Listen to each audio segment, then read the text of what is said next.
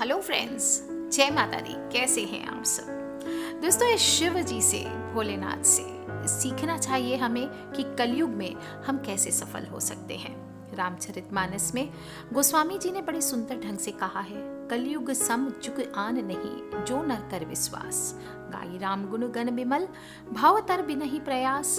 यानी कलयुग के जैसा और कोई युग है ही नहीं अगर हम विश्वास करें तो, क्योंकि इस युग में हम अगर राम नाम का सुमिरन कर और शुद्धता पाकर बिना कुछ ज्यादा मेहनत के भव सागर को पार कर सकते हैं। सभी युगों में प्रभु प्राप्ति के अलग अलग क्रियाएं बताई गई है। सतयुग में भगवान की प्राप्ति ध्यान से होती थी, त्रेता युग में यज्ञ से होती थी, द्वापर में भगवान की प्राप्ति पूजा अर्चना से होती थी और कलयुग में केवल नाम सिमरन से हो जाती है।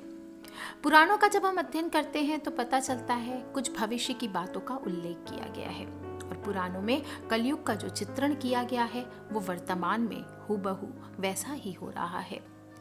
पुराणों में लिखा है कि जो भी मनुष्य संगठन या समाज के वेद के विरुद्ध आचरण करता है, भारत की धार्मिक और सांस्कृतिक एकता को खंडित करता है, उसका आने वाले समय में समूल नाश हो जाएगा। आज मैं आपको बताऊंगी पुराणों की भविष्यवाणी के बारे में, जिसमें उन लोगों ने बताया कि वेद समस्त आचरण को जो छोड़ चुके हैं, जब इंसान छोड़ देगा तब अंत में प्रलय होगी, बचेगा वही जो ब्रह्म परायण होगा। ज्यों जो घोर कलयुग आता जाएगा त्यों तो सौराष्ट्र, अवंती, अधीर, शूर, अर्बुद और मालव देश के ब्राह्मणगण संस्कार शून्य हो जाएंगे और राजा लोग भी शूद्र तुल्य हो जाएंगे। अपनी तुच्छ बुद्धि को ही शाश्वत समझकर कुछ मूर्ख ईश्वर की तथा धर्म ग्रंथों की प्रामाणिकता मांगने का दुस्साहस करेंगे और इसका अर्थ है उनके पाप जोर मार रहे हैं। यहाँ शूद्र का मतलब आचरण से है, किसी कास्ट की हम बात नहीं कर रहे। जो वेद के विरुद्ध है वो शूद्र हुआ। मांस, मदिरा, संभोग आदि प्रवृत्ति में ज्यादा रत रहने वाला राक्षस धर्मी, उसी को शूद्र कहा गया है। जो ब्रह्म को मानने वाला है वो ब्राह्मण है और आज की जनता ब्रह्म को छोड़कर सभी को पूजने लगी है। कलयुग हो कोई भी दूसरा युग हो, हर युग में ईश्वर की प्राप्ति तभी संभव है, बस सब में संभव है, लेकिन सही जगह ढूंढना पड़ेगा, क्योंकि ईश्वर को बाहर खोजने से नहीं मिलते। खोजना है तो अंदर की खोज शुरू करो। पूरी सृष्टि आपके अंदर ही है। हर लोक, देव और दानव, ज्ञान विज्ञान सब आपके अंदर है।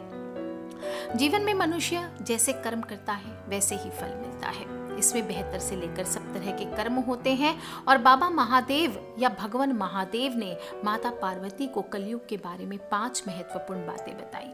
इनको समझने के बाद हर इंसान को बेहतर कर्म करने की ओर राह पकड़नी चाहिए। महादेव का साफ कहना है कि जो संसार के कल्याण का सोच रखेगा वो जीवन में आगे बढ़ता जाएगा और अगर उनके लाइफ मैनेजमेंट को जिंदगी में उतार लिया जाए तो जिंदगी खुशनुमा हो सकती है, क्योंकि शिव बुराई और अज्ञानता के साथ ही अहंकार को नष्ट करने की सीख देते हैं। भगवान शिव के केश एकता के प्रतीक हैं, तो भोलेनाथ की तीसरी आंख जिंदगी में आने वाली हर समस्या के पहलुओं पर गौर करने की सीख देती है। जिंदगी में ऐसे कई मोड़ आते हैं जब हम काफी परेशान हो जाते हैं, तो ये हमारा मनोबल बढ़ाते हैं। इसी तरह भोलेनाथ का त्रिशूल मस्तिष्क पर नियंत्रण करने की सीख देता है। उनका नीला कंठ यानी नीली गर्दन क्रोध को पीने की सीख देता है। कहते हैं क्रोध बुद्धि को नष्ट कर देता है, एक चुनौती की तरह आता है जिससे आप अपना धैर्य खो बैठते हैं और यही समय होता है जब धैर्य से आप अपनी वाणी से अपने क्रोध को बाहर ना आने दें। शिव का डमरू कहता है, अपने शरीर को डमरू की ध्वनि की तरह मुक्त कर दो, इससे सारी इच्छाएं मुक्त हो जाएंगी। भोलेनाथ का कमंडल शरीर की हर उस बुराई को खत्म कर देने का प्रतीक है जो नकारात्मकता से पैदा होती है।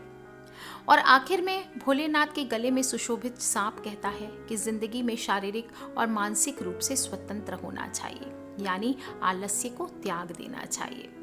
पौराणिक ग्रंथों में इस बात का उल्लेख मिलता है कि माता पार्वती और भगवान शिव के बीच अक्सर इस बात को लेकर चर्चा होती थी कि कलयुग का स्वरूप कैसा होगा।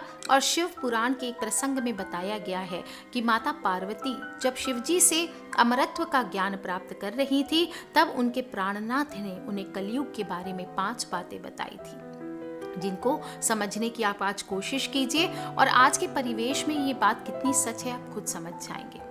सबसे पहले जान ले भगवान और भगवान में अंतर है।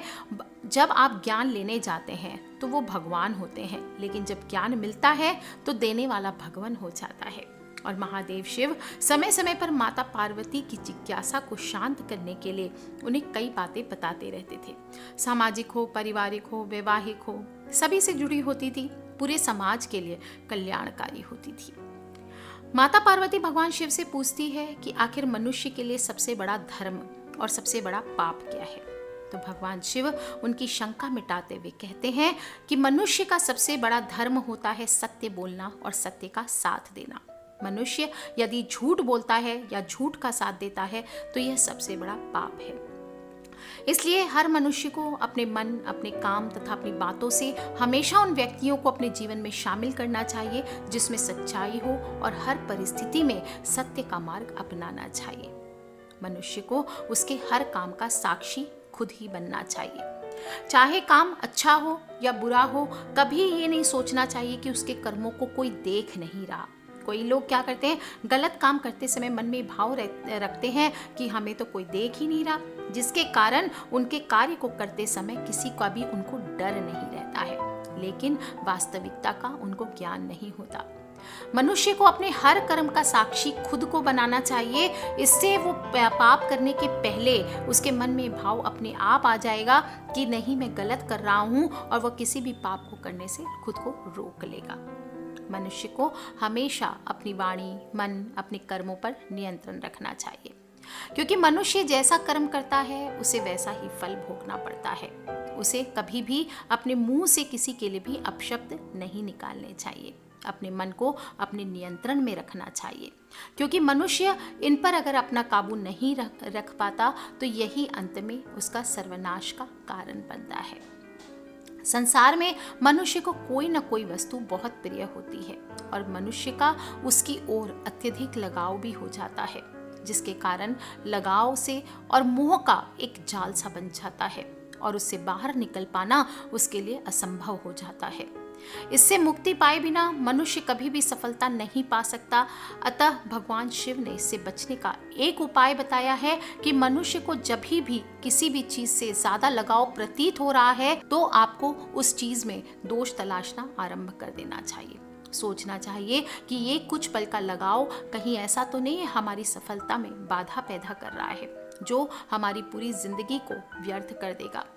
इस प्रकार सोचने से मनुष्य धीरे धीरे अपने आप खुद ही उस चीज से, उसके मोह से अपने आप को दूर कर लेता है और अपने कामों में सफल होने लगता है। इसलिए आज के युग में अगर मनुष्य अपनी तृष्णा, अपनी इच्छाओं पर काबू पा ले तो उसे किसी भी प्रकार के दुखों का सामना नहीं करना पड़ेगा, क्योंकि मनुष्य की जो बिना बात की इच्छाएं हैं, अनावश्यक इच्छाएं हैं, वो ही समस्त दुखों की जननी है। और भगवान शिव के द्वारा माता पार्वती को समझाए गए इस ज्ञान में जीवन के समस्त दुखों के निवारण की बात कही गई है। आप भी इसे अपने जीवन में उतारिए और अपने फ्रेंड्स, फैमिली, मम्मी पापा, भाई बहन, बच्चे सभी से ज़रूर शेयर करें। और आगे में मैं आपको बहुत ही छोटी छोटी शिव पुराण और दूसरे पुराणों की कथाएं बताती रहूँगी। तो इस चैनल से आप जुड़े रहिए, सब्सक्राइब करके रखें ताकि आने वाले वीडियो से आप और मैं कनेक्टेड रह सकें। Love you all friends, take care. जय माता दी, बम बम भोलेनाथ की।